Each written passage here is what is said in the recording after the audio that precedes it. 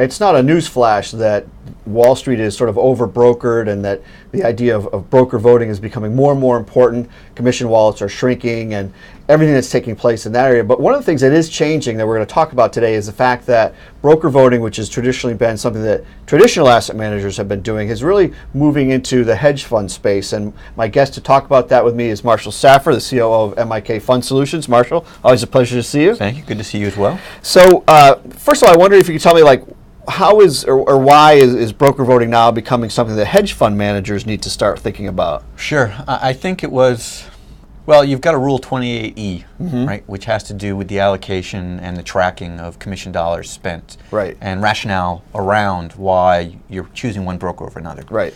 And with hedge funds registering, right, now they have to actually adhere to this compliance rule. So it's part of the regulation of becoming a registered investment advisor right now. And this is sort of a new skill set for these guys, right? I mean, they haven't really had to do this, at least, you know, on such a consistent basis, right? I mean, because of the regulation and having to register. I think some of the larger hedge funds had a process in place. Okay. A lot of the more institutionalized hedge funds right now were doing something in Excel or had some sort of minor way of looking at the data set so they could actually communicate with both their investors and their brokers in terms of why they're doing more or less business with a certain party. And that sort of leads to my next question, which is, so what, as you're out there talking with these guys, you know, what are the limitations of, you know, the tools or the systems, sort of, if you will, that are out there to help these guys manage that process? I mean, most of the people who've been doing information are doing this type of analysis in Excel. Okay. Right, and I think now people want to do more with the data set and incorporate more than just, okay, I've got $100, how did I spend it and why I picked somebody. Right.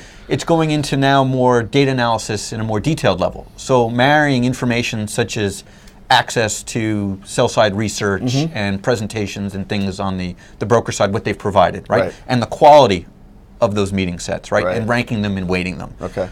Merging that information with the commission data set, right? How much you've spent with a certain broker in what buckets, right? And for what purposes. Right. So between event tracking and commission and the broker voting, it's kind of all merging together. Right. And Excel right now just doesn't cut it in terms of tracking all of this. Is there a demand to kind of, since there is all this data, to actually extract something that's valuable for these managers out of it, rather than just simply being able to say, well, I paid this guy this much, and last quarter this is my list, and this quarter is going to be this, and kind of tracking that. I mean, are there other ways that these guys can actually draw value out of that? So at the end of the day, it kind of adds to their ability to capture return and provide a better return for their clients. No, I agree entirely with that. Now you can start tracking information at a very granular level. Okay. Right. So it's not just about how much I spent at a counterparty. You could now look at breakdowns based on desk, based on regions, based on electronic versus cash type transactions. And ultimately, you could get down as granular to customer service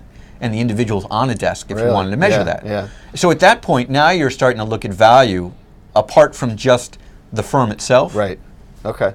Now, there are products sort of out there, right, that offer some of this. I mean, are there limitations to the products that are out there that that you're seeing that are kind of limiting their ability to kind of do what we were just talking about? Yeah, I think a lot of the products that were developed and that are accessible were designed to serve a compliance issue. Okay. Right? It was more of a check the box type function that they were trying to fix. Right. And I'm not sure that's actually what the value of having the data set is for. Right? I think you can get much more granular, and it's really tying the broker vote and the selection process and the budgeting and the allocation down to how a given firm runs their business. And I think a lot of these tool sets that have been previously introduced or that are out in the market today kind of neglect, how a firm actually operates versus, here's a tool to check the box. Right. So is the, I guess the final question then is this a movement? That's probably too strong of a word, but is this something that you see becoming more and more important, and more valuable? Again, we see and read a lot about data in the world and all this data, and certainly in the hedge fund world and the money management business, huge amounts of data. It's just getting bigger and bigger. It seems to me that kind of this issue of pulling all this data and tying these different pieces together around broker voting and commissions is simply going to become a bigger and bigger component, and yet it's not their core competency, right? No, I agree with you. I mean, I was surprised to find that a lot of people don't even reconcile their commission dollars to the broker statements. Right. Or if they do it, they're doing it monthly. right? And we've gone into places where we found that there were discrepancies, large discrepancies, between Okay. what they think the commission dollars are and what the Right. sell side's telling them they've spent, right? Right. So there's added value there. There's other things. Much added value once Interesting. you put the controls in place. Yeah, good. Well, I think we'll leave it there, but I appreciate you coming by and talking about this idea of broker voting and kind of some of the new ways that firms are doing it, and as hedge funds move more into this space, and all the value that can actually be extracted from this data.